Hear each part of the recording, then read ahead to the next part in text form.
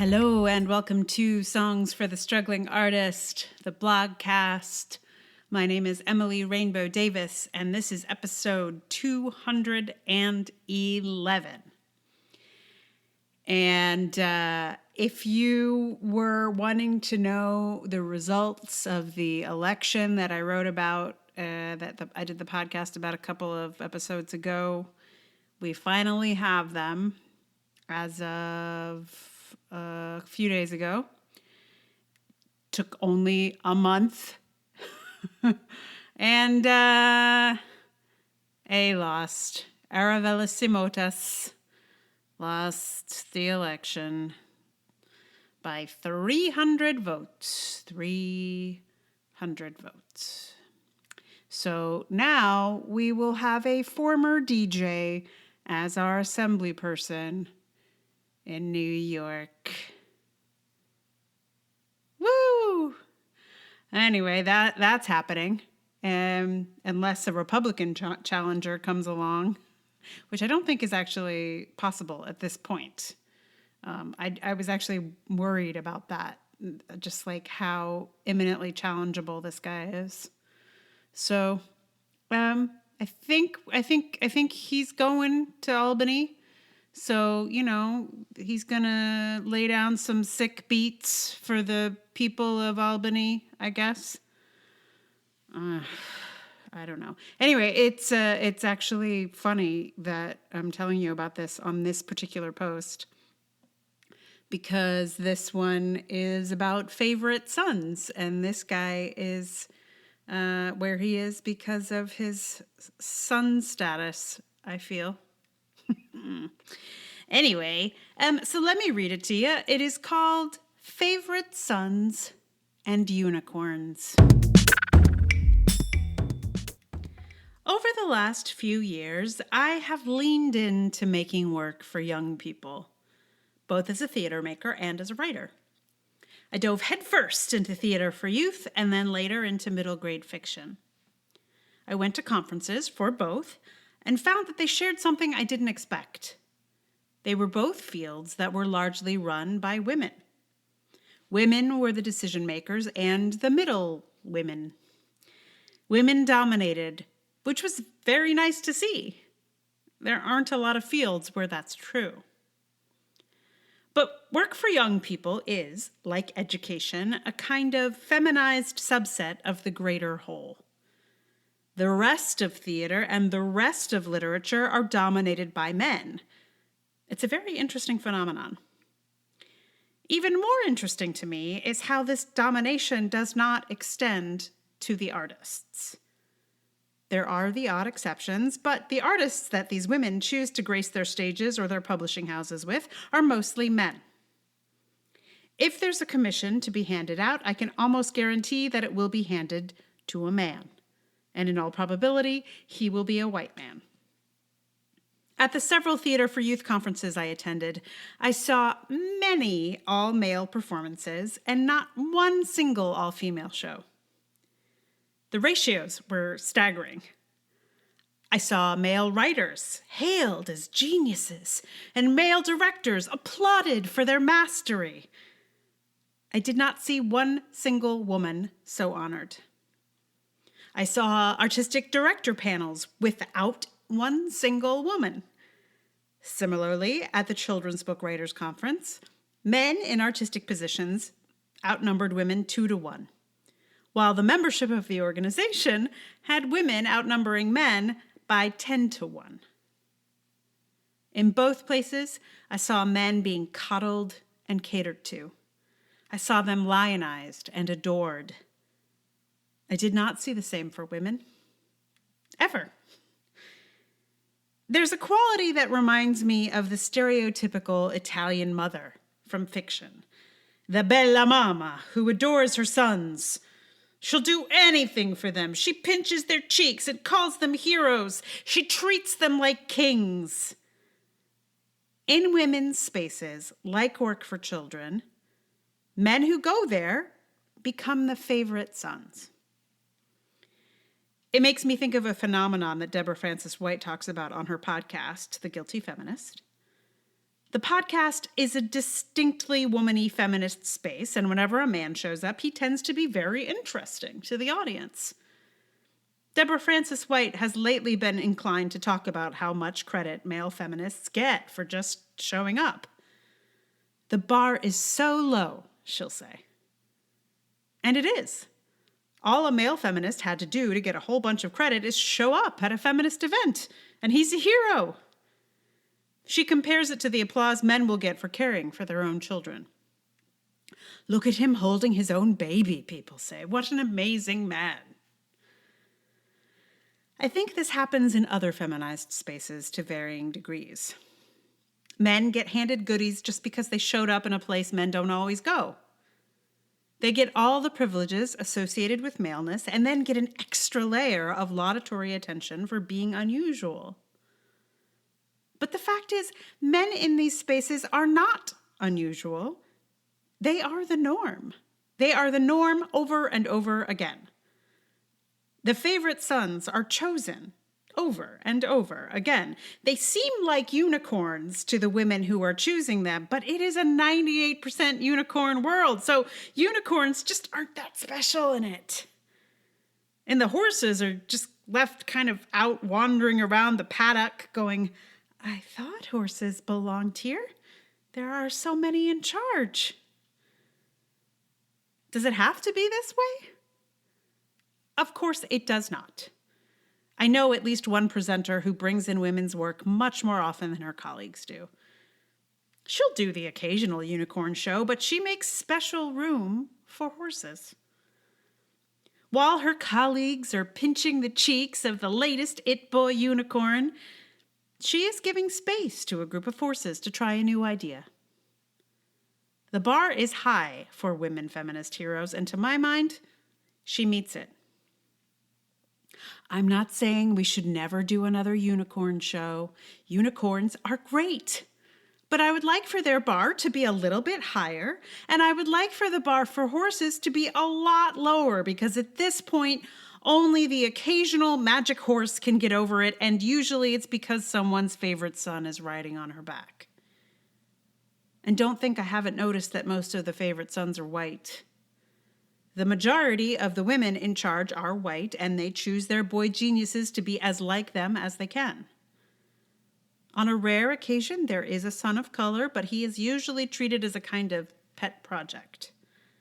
The white boys are geniuses. The boys of color have so much potential that needs to be cultivated and shaped and pruned. In these spaces, men of color can be called inspiring, but they're rarely called brilliant.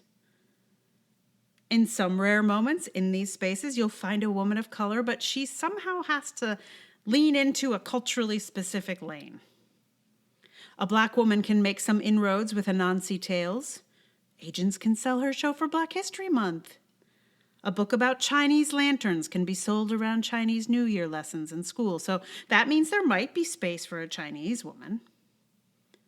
I mean, I love Anansi Tales and Chinese lanterns as much as the next person, probably more than the next person. But what if our artists of color could just make cool stuff that they felt like making? Like, we could have a South Asian company make a show about trains.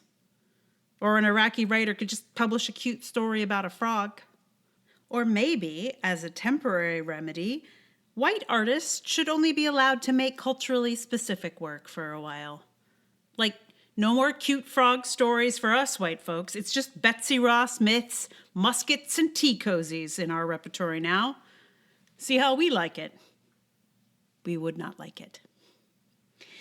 In any case, I'm no longer attempting to make any inroads in these spaces. I gave them my best shot, but I didn't see a path toward success. I was no one's favorite daughter there, and there is no such thing, really. The favorite daughter of folktales is the one who does all the chores and sacrifices herself for the good of her loved ones, not one who strides out into the world to make her fortune. I'm keen on striding out into the world to make my fortune the way the boys do in those stories.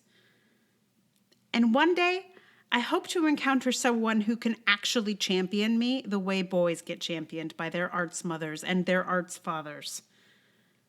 And I hope all the bella mamas of all the feminized spaces find a way to make favorites of more than just the white boys one day. So I was worried this one might offend some people that I know because I'm part of those communities still. You know, I'm Facebook friends with a lot of presenters and agents and people who work in the theater for young people world. Same goes for maybe less so for this writing world. But I was like, oh, I hope this doesn't, upset anyone.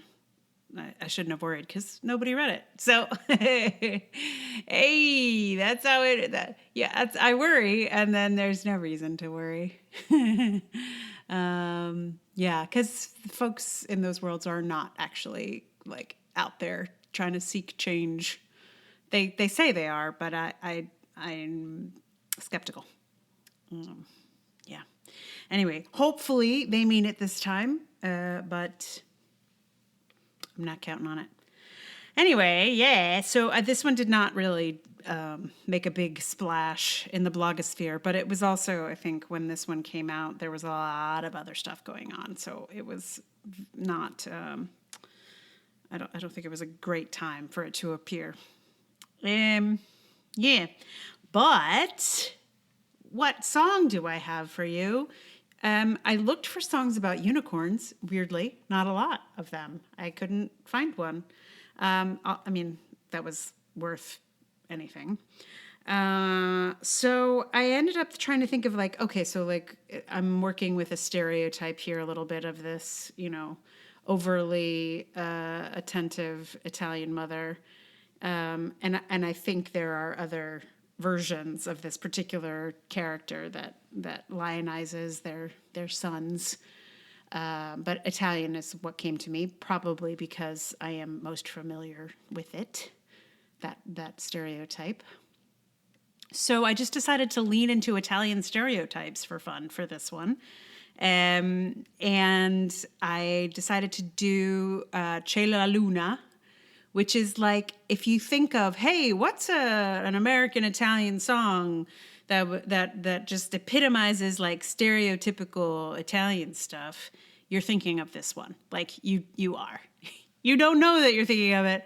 But when you hear it, you're going to be like, oh yeah, I know that song. And I went down an incredible rabbit hole with this song because I thought of it because there's a bunch of references to mama. So there's a lot of mama, mama, mama.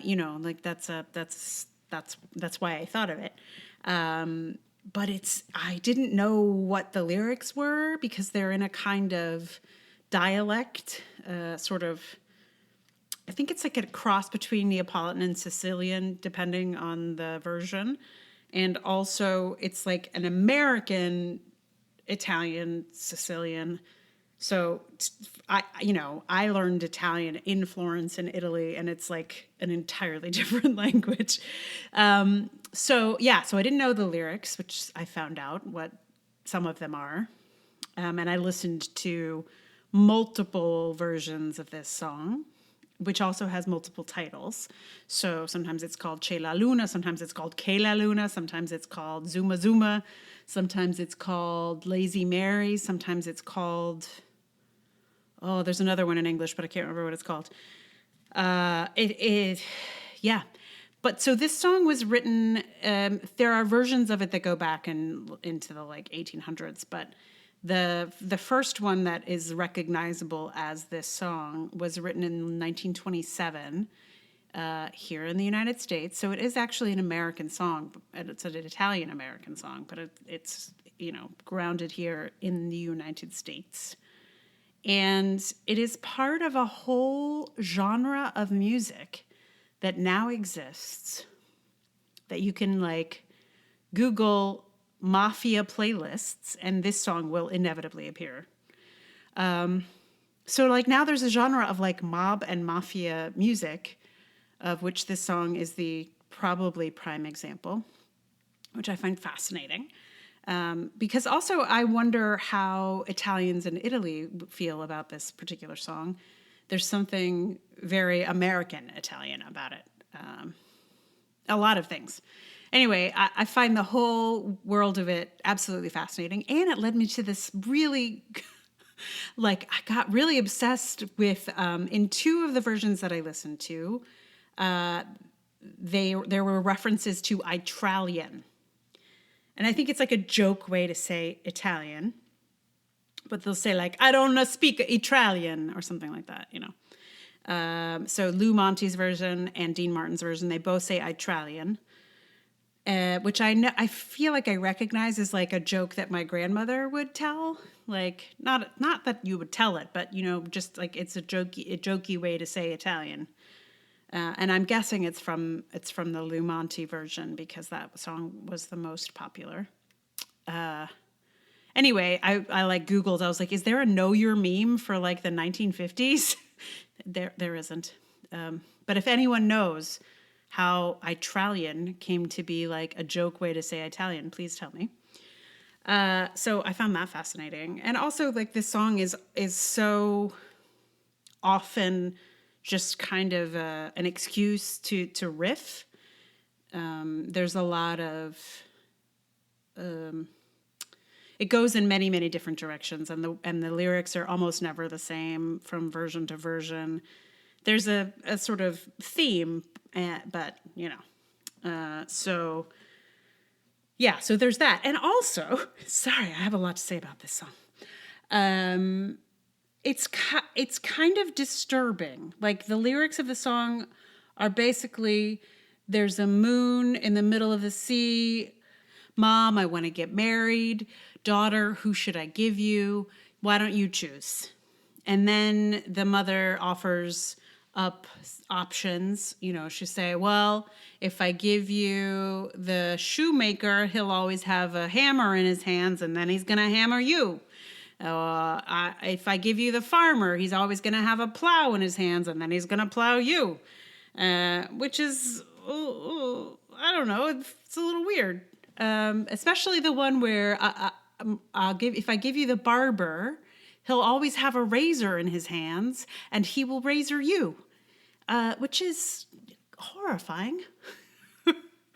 Anyway, so that's a whole other ball of wax. And it's also interesting that it's never women who sing this song, aside from the Andrews Sisters, and they sang just entirely different lyrics in English, but that had nothing to do with any of these lyrics at all.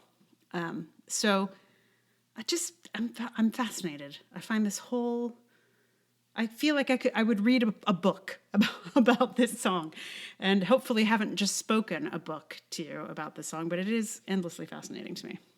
Anyway, so I put together a sort of hodgepodge of different versions. There's a line that's piscia fritta is the most common, which to me sounds like fried fish, but I'm not entirely sure that that's what it is, because it's usually just listed as nonsense. But to me, to my ear, to my sort of understanding ear, it sounds like fried fish. So some people sing that. Some people sing some other lines that I can't remember. But I went with piscia fritta for most of the song, and then went for Zuma Zuma at the end, which is the Louis Prima version, which is the version I was most familiar with when I started this journey. And I went with, I'm not sure whose lyrics these are, but I do a little chunk of Lou Monte's Lazy Mary in English in the middle, because I really enjoy these lyrics. They're ridiculous, of course, but there's like a couple jokes in there, and I enjoy the jokes. I enjoy them. Yeah, so I think that's all, believe it or not, that I have to say about C'è la Luna, which you will hear in a moment on ukulele. Meanwhile, if you like the podcast, thank you. Please tell someone. You can support it on Patreon, patreon.com/Emily R. Davis, or Ko-fi or PayPal. All those links are in the show notes. Also, 5 stars and reviews are very helpful as well. So if you feel like doing that, also awesome. So thank you for listening.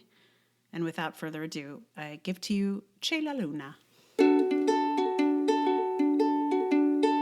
C'è la luna, mezzo mare, mamma mia, mi maritare. Figlia mia, cutte dare, mamma mia, pensarci tu. Se ci dunio lo scapparo, e tu va, e tu veni, te du manuteni. Se ci pigli la fantasia, ti matta dia, figlia mia. Oh mamma, piscia fritta baccalà. Oh mamma, piscia fritta baccalà. C'è la luna, mezzo mare, mamma mia, mi maritare. Figlia mia, cutte dare, mamma mia, pensarci tu. Si ci duni usu punaru, i du va, i du veni, usu poni manuteni. Si ci pigli la fantasia, ti supponi la figlia mia. Oh mamma, piscia fritta baccalà. Oh mamma, piscia fritta baccalà. C'è la luna, mezzo mare, mamma mia, mi maritare. Figlia mia, cutte dare, mamma mia, pensarci tu. Se ci duni luba beri, e tu va, e tu veni, urra solo manuteni. Se ci pigli la fantasia, ti russa lì la figlia mia.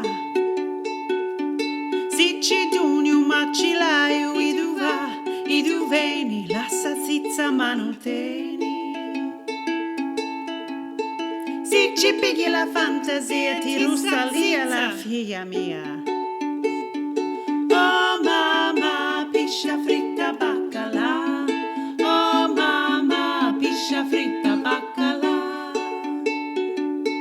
C'è la luna, mezzo mare, mamma mia, mi maritare. Figlia mia, cutte dare, mamma mia, pensarci tu. Lazy Mary, you gotta get up, she answered back, I am not able. Lazy Mary, you gotta get up, we need the sheets for the table. Lazy Mary, you smoke in bed, there's only one man you should marry. My advice to you would be is to pay attention to me. You better marry a fireman, he'll come and go and come, sempre pompa manuteni. Se ci pigli la fantasia, ti pomperia, figlia mia. Oh mamma, zumma zumma baccalà. Oh mamma, zumma zumma baccalà. Oh mamma, zumma zumma baccalà. Zoom zoom, zoom zoom, zoom zoom baccalà. Zoom zoom, zoom zoom, zoom zoom.